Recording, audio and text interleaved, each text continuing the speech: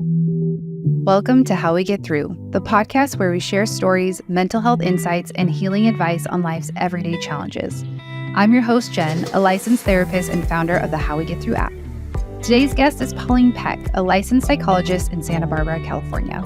In this episode, Pauline shares her own personal story and how she came to specialize in working with daughters of immigrants and intercultural couples. Her lived experience led us to a conversation around challenging the Western psychology and identifying the biases within it. Join us for a candid and thought-provoking discussion as we rethink our approach and put culture at the core of mental wellness.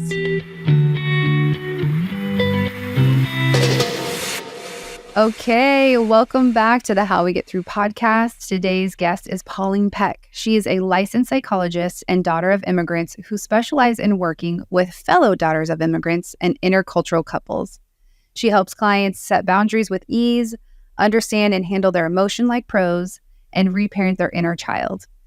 Also helps people break intergenerational cycles, navigate the messiness of relationships. Welcome, Pauline. Thank you, Jen. I'm so excited to be here. Yes, this is so exciting. Okay, so we like to start off every kind of segment with a new therapist, psychologist, mental health professional with a mental health myth. And there's so many out there, and we've had so many great ones so far, but we also would love to know yours in your niche and what have you found that people are getting wrong?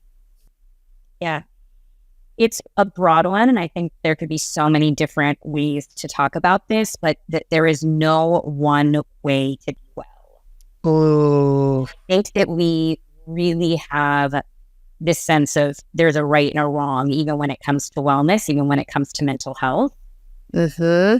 And, just like within the physical space, they're debunking the fact that your weight does not equate with physical health. There's so many different markers and so many different factors to it. I think we've got to think about mental health as well. And to say that there's no one relationship template or structure, there's no one set of kind of practices universally that you do that kind of qualify you as a mentally well person, right? Someone whose mental health is in their optimum state. Of course, it's always in flux, but looking through the lens of culture, I see that there's so many different ways to have wellness, and it really depends on who's defining it. It's like, who's defining mental wellness? Is it like, or whom?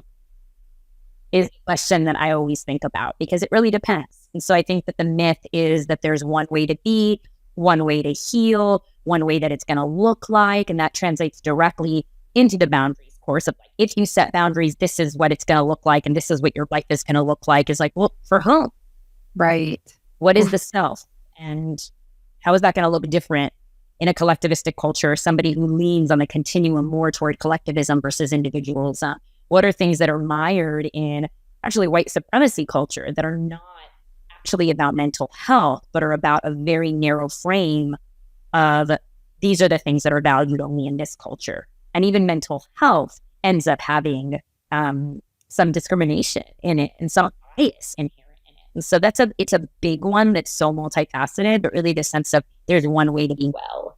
And that if you look like that you're not doing your mental health healing journey correctly, or that you as a person are not realized or mature or, whatever. Yes, that's so good. And I think for the people that are listening, whether you are a therapist or not, the field of psychology was developed by white men.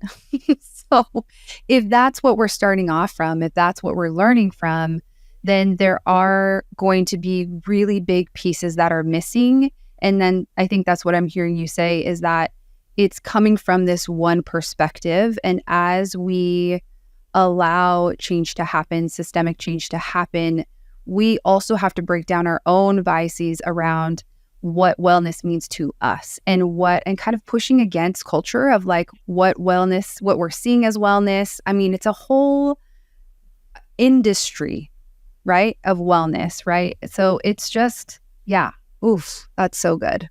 And I think it on really another big one, which is that somehow the mental health field is free of bias, that mental health practitioners are free of bias, and we're not.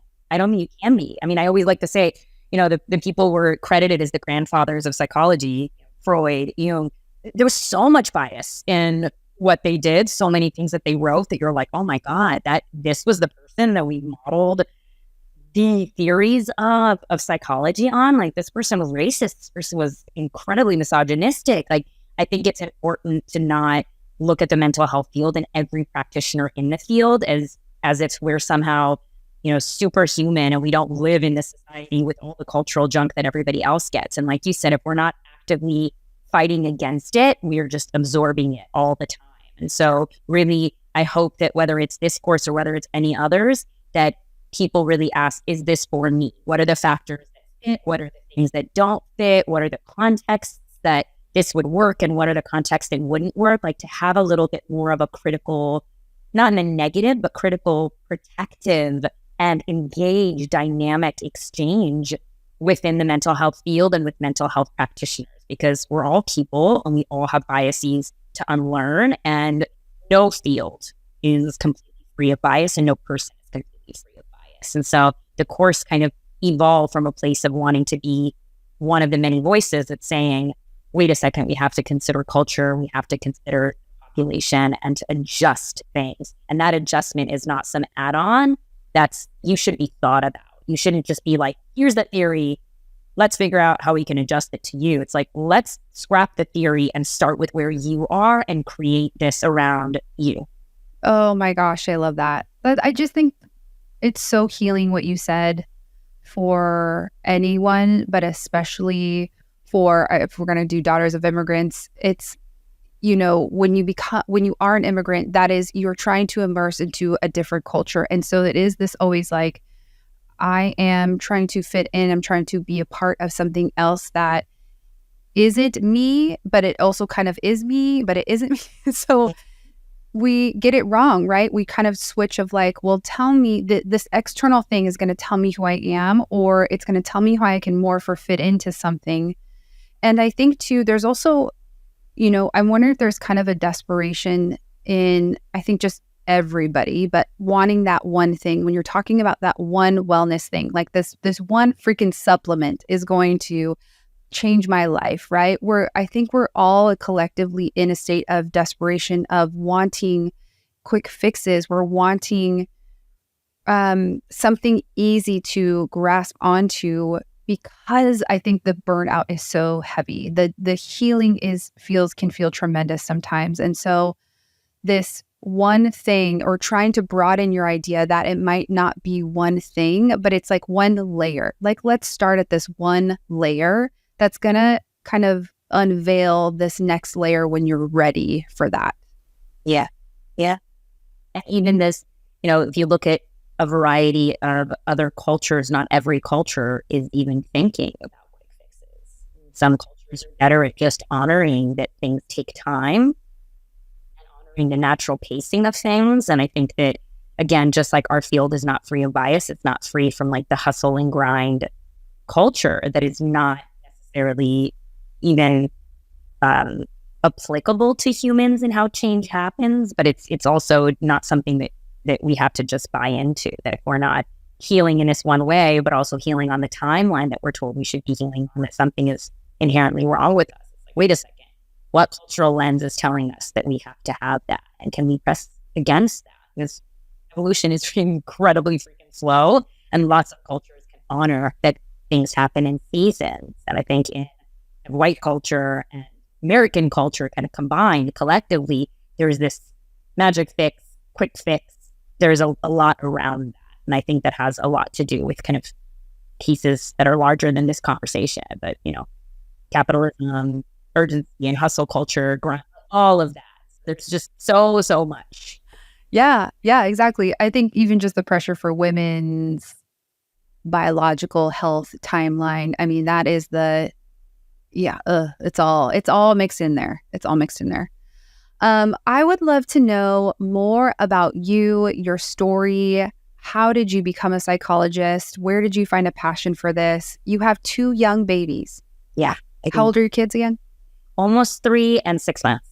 Okay. Yes. Fresh. I would just like to take a second and validate how hard this is, how difficult it is. I remember having mine and I'm like, oh, let me tell you their ages so you can know how shitty of a place I'm in right now. And I just want to say it's very hard. This is very, very hard. So thank you for showing up, for pumping before this, for maybe getting any ounce of sleep, for showing up for your clients. I just want to you're doing a great job. Thank you, Jen. We're in it together. Yeah. I know, like same, but different, Yes. you're in that as well. And I think being able to show up as a person and as a full person is part of the movement to decolonize therapy, is living in parts rather than the entire collective holistic you being honored. And I think that's part of just kind of showing up and connecting with others in community that can see the full multifaceted pieces of who you are, and to honor that, and how that doesn't take away from your professionalism. I think that's partly where we're going with mental health, and that feels exciting because it feels more inclusive of the various roles and various parts of people, as well as various kind of cultural ways that people exist. Yes. And it makes sense. Yeah. It just makes sense. Yes. So it's a no-brainer, I think, in a lot of ways, but we've gotten it backwards. Yeah. And I think that this sense of no-brainer and getting it backwards is very much a part of my kind of personal journey. I was always a very curious person, and I worked in college with somebody who was a sociology professor, and we did so much around race and ethnic relations. And it was one of the first times that I'd really seen how my skin color, my gender, the way I looked had really influenced critical things in my life. That my life experience was not just a life experience that any human would have, but that these things, the packaging, your identities, that these things actually dictated a lot of experiences. And I was actually editing a manuscript for him and helping with all the kind of editing process of it. I was just having my mind blown, because I think as a white-bodied, white-assuming, privileged person, I didn't have a lot of those experiences, even with my family being an immigrant family. And I went off to getting on track to getting a PhD in sociology, at a major life event when my mom passed away, and just thought, I want to be studying people. I want to be working with people. I'm interested in how people are making sense of this. And so, each part of my personal journey kind of influenced my professional journey. And these things were constantly playing back and forth with one another. And as I was getting, so I got a master's in race and ethnic relations, sociology, education, and then switched over and pivoted to psychology, where I got the master's in marriage and family therapy, and then went on to get a PhD in counseling psych. That's a lot of school, y'all. That's a lot of school. It was so windy. People were like, that's so impressive. I was like, it wasn't planned out. I was, I was pivoting as I went. If I could do it all over again, I would not have chosen to do so much school. So please do not follow my path. It's not a linear path. It's my particular path.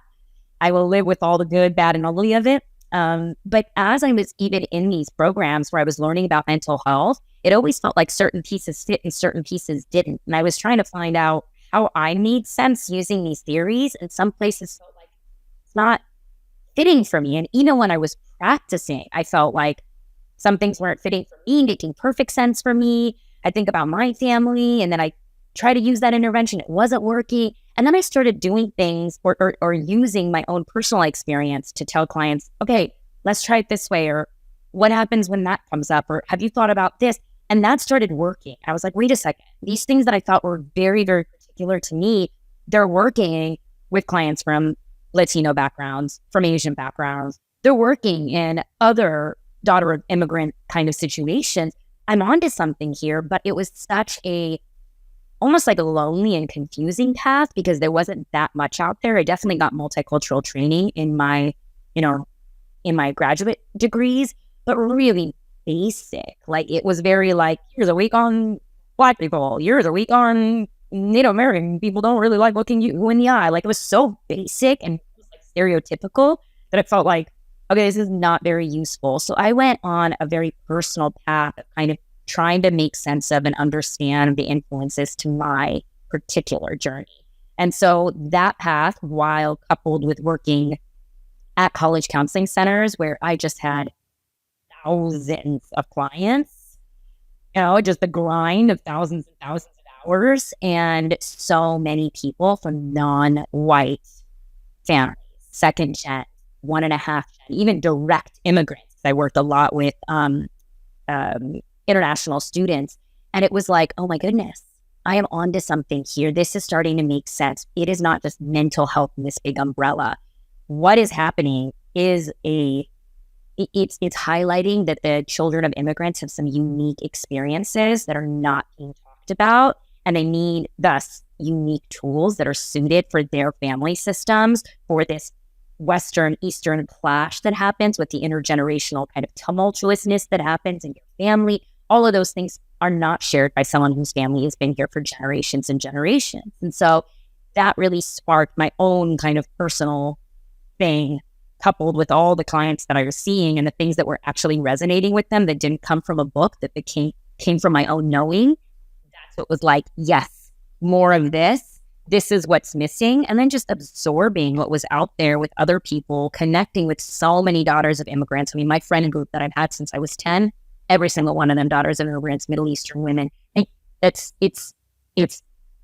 connecting to those pieces. And now I mean, a long time coming, but I do it for a living. But it's my living. It's like it's for a living, and it is my living. So long and windy way of getting here, and a long and windy answer, but really realizing the gaps that existed for me, and then being curious about those gaps, and then figuring out, okay, well, if not that, then what does help, and what does support me, and what might support my clients. And so it was this kind of personal and professional dance over all of the years, and it's been 13 years plus in the making. So here we are. Yeah, I mean, you say windy way, and I'm sure it feels like that, but it also just feels very like it was the way that it unfolded, right? And it just was the way that you got your experience. And I said a lot of schooling just because of the dedication and the hard work to do all that schooling. Again, is like, wow, girl, like, great job. It might not feel like that, but I know you're going to write a book one day soon, but I'm just like I just feel like in this like really grateful spot for you of, gosh, I'm so teary. I'm just in the weird spot.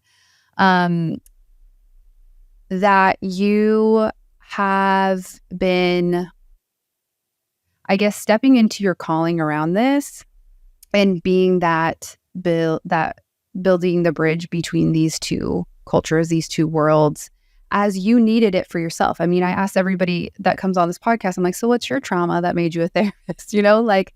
Because it is what makes us healers, right? And so I just, again, want to like stop and pause for a second of like, thank you for healing yourself and other daughters of immigrants and really bridging this gap, because it's huge and it's needed. And I'm just like in awe of you. Well, I'm receiving that, and I'm also wanting to debunk some of it, because there's no healed. Like, I'm in it. Like, with 2 young kids in an intercultural marriage where, just the other day I was telling my husband, I was like, literally, we can't just assume that your words mean the same thing to me. We have to break down the words. Any two people are going to have differences. When you don't come from the same culture, you're not swimming in the same stuff. There's no, even some of our references, like our pop culture references, I'm like, I don't get that. And I say something, he's like, I don't get that, right?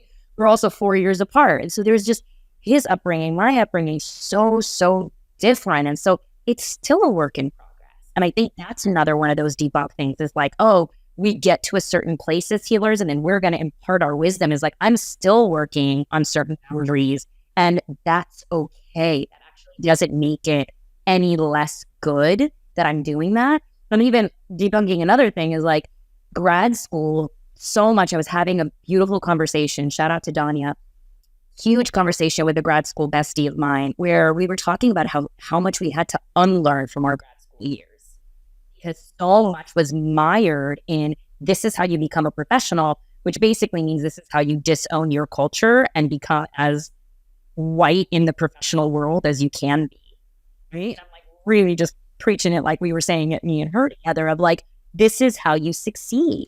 And even some of the things around ethics are just, it's like based on, again, another podcast, another episode, just to say a lot of unlearning. And most of what I do now doesn't actually come from the years of school that I did. It comes from my clinical work, which is being influenced both ways. You might think, oh my gosh, my therapist is giving me so much. You're giving your therapist so much.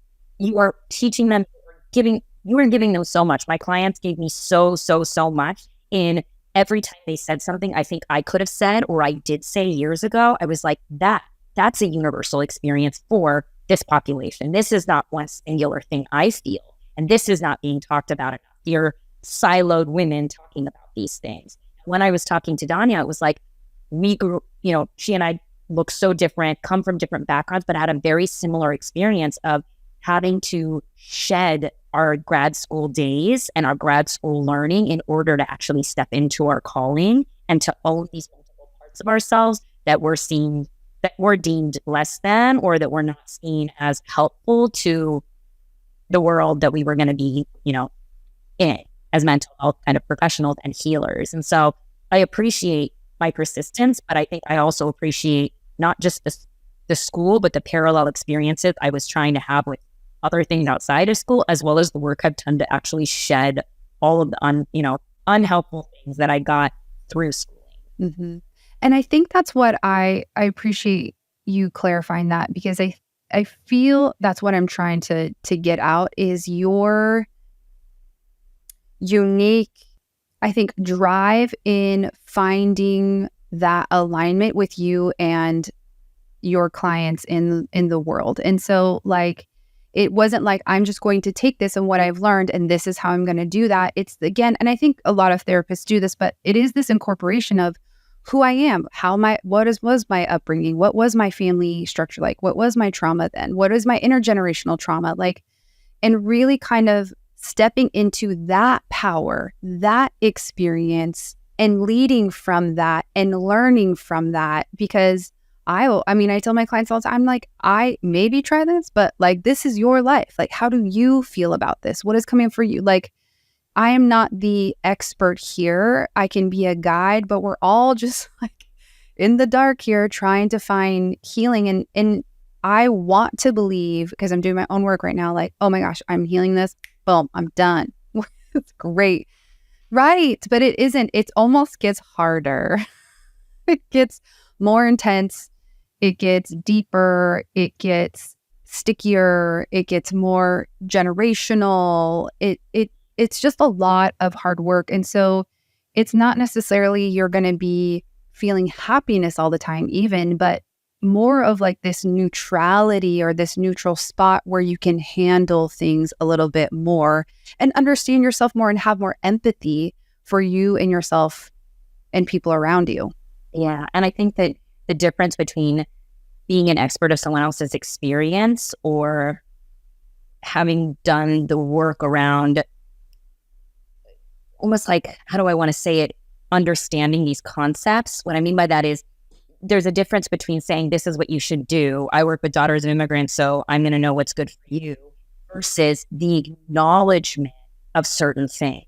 Like when you acknowledge that when you moved, your parents were in this mindset, struggling, could not have met your needs because there was so many other priorities. When you just acknowledge that, you're just opening up the room then for that client to engage with that. However, say, okay, maybe that was a thing. So how did I relate to it? What was my role then? How do I respond to it?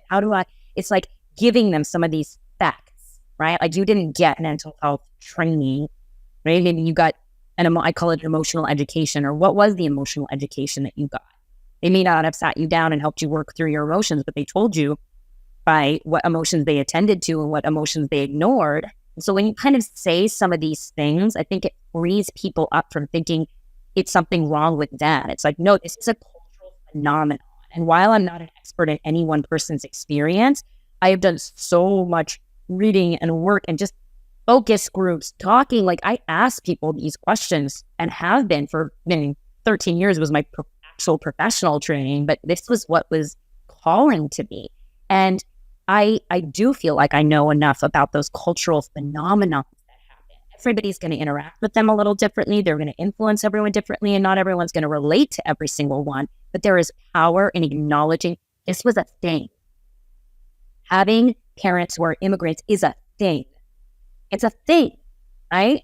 And that thing has multiple other things that it's going to get. It's like, once you say that, it's like, oh, okay, no wonder I have a hard time with X, Y, and Z. And that's not a personal or characterological flaw in me. That is actually experience that is happening for so many of us that experience this thing. And everybody's thing is going to look a little different. Who came here, who had money, who had education, who knew the language, who was white passing. I mean, my family, some are darker. My dad was light. They both knew English. My mom had a master's in English lit from Iran. So it's like my family had a very particular piece of it, but my parents didn't grow up here. When your parents don't grow up here, with all of those other intricacies, it's a thing. And something about acknowledging those things, and the more that we acknowledge them, that is what frees people up to actually feel like they have choice. If not, they think they have choice in areas that are actually, that thing.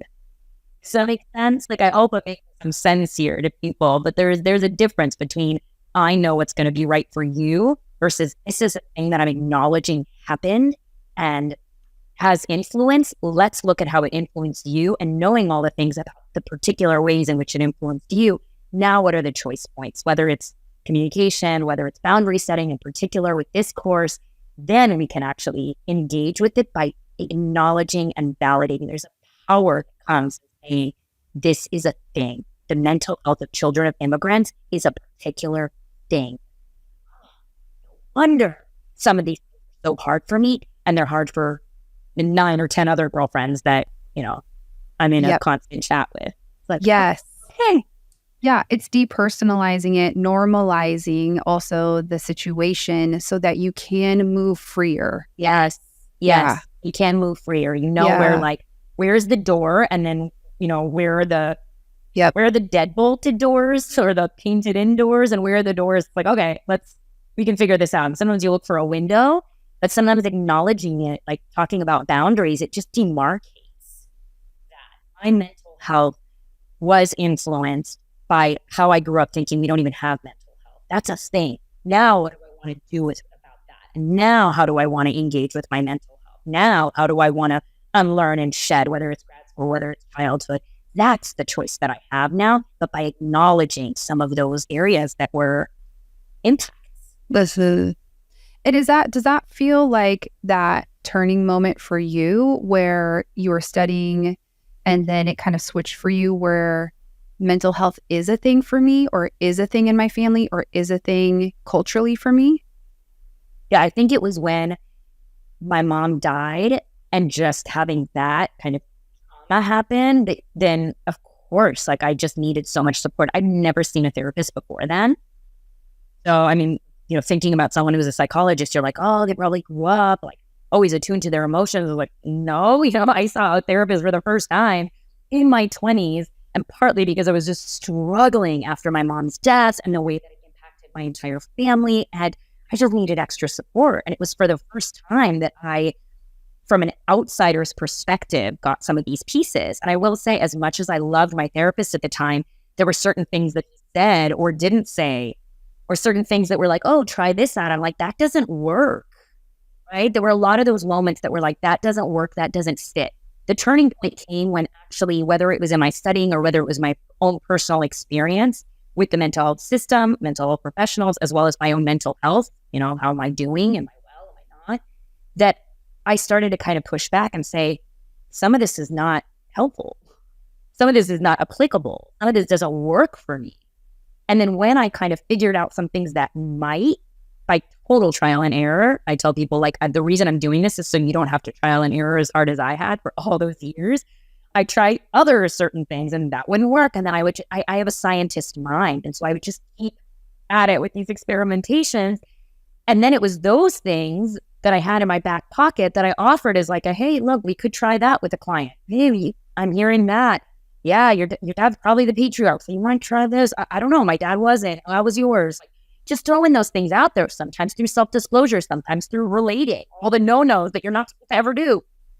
Showing up as a human and being like, oh my God, I get it. I've got a Middle Eastern dad. I understand. He's not the quintessential patriarch. My dad is a huge cuddly, joyful teddy bear. So it's like, yeah, breaking some of the stereotypes that I think people had of like the Middle Eastern father. My mom was more the one I kind of like, oh my God, you don't want to mess with her. So it was in finally listening to the areas that didn't fit, trusting that I'd come to some things on my own because of my curious and kind of scientific mind, and because I was in a desperate place to kind of connect with my family after such a big loss. I didn't want to just run for the hills and disconnect. I'd already had such a major loss. I was devoted to making things work with my dad and with other family members. And through my own trial and error, I had these like tools that I'd never, like I said, read from a book, that then I threw out there when I was doing therapy with someone who, again, was a daughter of immigrant, and it stuck. And I was like, that's a thing. Oh my God, there need to be more inclusive and more diverse ways of boundary setting, of communicating, of showing love, of being mentally well, of connecting with your family, like all of these things. That started really lighting a fire. It's like when it started not just being applicable and helpful for my own life, but started being useful professionally and even personally with friends, I was like, I'm on to something. That's it. On to something. Yeah. I would, and you can go into this or you cannot go into this, but I'm wondering if you could share a little bit about your experience when you lost your mom and you went into therapy. Culturally, what was happening for you? Personally, what was happening for you? Where was like, or were you going for grief? Were you going for feeling so disconnected from the loss of mom? Like, what was that experience, if you would like to share or not? Yeah, I mean, I think as the eldest daughter, it's like I describe my mom's death as it's like a black hole. And she was such the kind of nucleus of our family and our greater family, that it was like a black hole that sucks. I read something, in space, like the black holes like suck things into that. It's like they want to be filled. Right? No matter how much they pull into them, they can still pull in more. It almost felt like her loss opened that up. I was definitely grieving. My dad had gone through some struggles, and I had chosen to take a break from school and really caretake, which again, not even give it a second thought. I'm not going to go back to NYU. I'm staying and taking care of my dad. Like that was just such a reflexive eldest daughter thing. So then when I went back to NYU was when my grief started to kick up. And so this sense of you put family even before your own needs, reflexive. And then it was like this vortex, black hole needed. And it was like I could have been sucked into that. And here I had my own life. I was only 24. So I'm like, I gotta figure this out. Am I going to be sucked into this family role of taking charge of everyone, taking care of everyone, being the mom? Or am I going to fight against that? And then there were all these things from kind of childhood that then became so much more apparent because I was almost having to, or being given the opportunity, I'll say it that way, being given the opportunity to look at things that maybe people don't reflect on until way later in life because I lost my mom. And so then, doing that work back then, I'm talking 15 years ago, 24-year-olds weren't going to therapy to just learn about themselves. That was not the case. So this new generation of like, wow, you're like teenager being like, I need a therapist to like talk about what's going on. That was not happening. And also it wasn't happening culturally. Like my family, it was a secret that I was going to therapy. I didn't tell anybody that I was going to therapy. And I don't even know that I had ever heard it's bad. I just knew not to tell. So something about needing emotionally and going, and I come from a religious family, so going and doing that, like already that was taboo and we'd never had to say it. There's something in the air that you just know, therapy is not so good, keep that a secret. So it was grief, it was all of the roles were shifting in my family as everyone's like, who's going to be the nucleus? And I felt like, oh my God, this black hole was pulling me in and I might be the nucleus, but I've just started my life, like I'm barely figuring out how to be an adult. And so therapy was like, help me process my grief. But now I feel like everyone has had the shock and then moves through it. And now I'm doing it 6 months later after I've taken care of others. Now my grief is happening and I feel like everyone's moved on. I had a lot of anger around that. How do I now relate to my dad in a very different way without my mom as somewhat of the mediator or an influence there? Then I had a lot of anger from just lots of things from childhood that just like felt like they all kicked up, right? When you feel anything really deeply, it touches everything else that's at that depth. And I didn't go in wanting to do all of this unpacking of my childhood at a time I was already hurting like hell, but it just happens. It's like, if you go down far enough, it's like, you're going to be down there with all the other stuff that's there. So I had all this picking up of it. And in my experience with my therapist, I both felt really supported by him, and like there were parts of my life he just didn't understand, right? There was like a lot of judging that I'd stayed behind and taken care of dad. So then I felt defensive about that. And anytime you have to feel defensive in therapy, you're not going to be able to change it. You're not even going to be able to, engage with it. And that's what I mean by, if I had a daughter of immigrant, I would say, so you did the daughter of immigrant thing, the eldest daughter thing, where you stay and you take care of others. And sometimes that's the way it be, It's like, it's like, it be that way sometimes.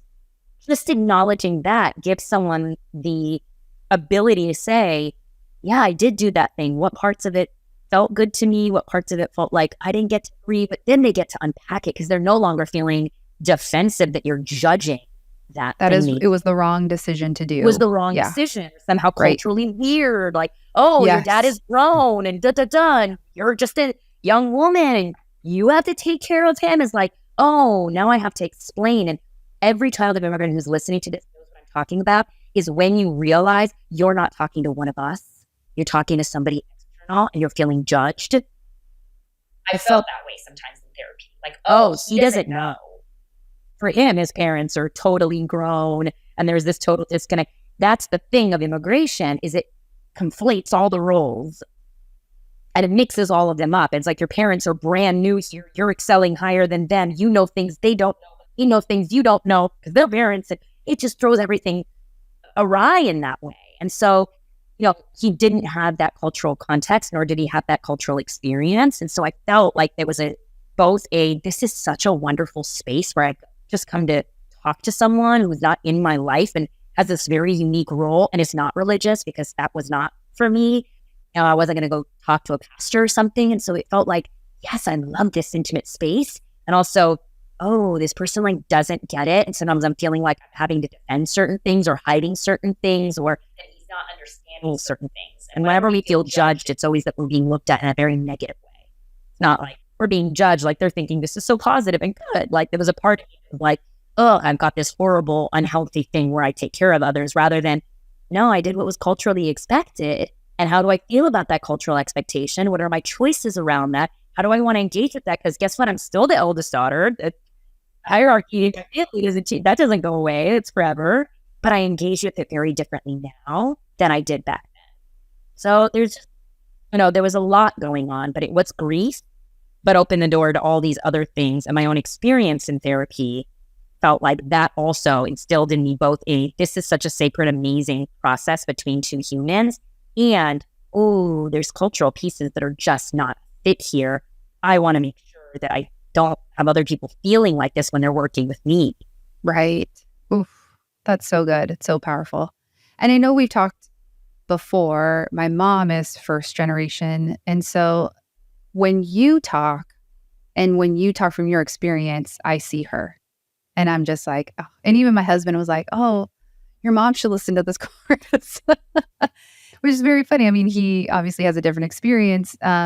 Even just the like, we take care of our parents kind of vibe, it's like, you're not going in a nursing home. It's like, what's the plan, right? when are you moving in? That's what they did for her parents. And that's like kind of that expectation. And so I love to kind of end here and go to part 2 when we talk more about boundaries around that and how and where we can give ourselves permission to do what is right for us. And then how do we find what's right for us? So thank you so much, Pauline. It's so great to have you. Everyone stick around for part 2 where we dive deeper into family boundaries. Thanks for listening to our show. We hope we gave you a brand new perspective on culture and mental wellness. And if you listened and you're like, this is me, then check out Pauline's course, Boundary Setting with Immigrant Parents, on the How We Get Through app, which is available for both Android and iPhone. Stay tuned for part 2 with Pauline as we learn how to actually navigate the delicate balance of boundary setting with immigrant parents. We'll see you there.